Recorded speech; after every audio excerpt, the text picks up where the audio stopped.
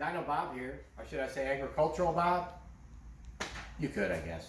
But we're working on blowers for John Deere combines now. This unit here is off an S660 combine. There's newer units. I think this is circa around 2015.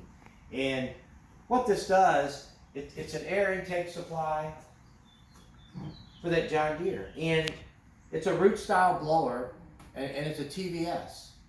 As you can see here with the 4 high twist vane TVS. And it isn't that this was destroyed from abuse, it's just wore out. You know, it's just ran its amount of hours. It needs to be rebuilt. And this is something that we do. And we can turn these around pretty fast, you know, 1 to 3 day turnaround. You just have to call and see what's going on. But yeah, it's just the bearings are wore out. They came apart. Rear bearings, the drive in it, you know, it just shattered the coupler.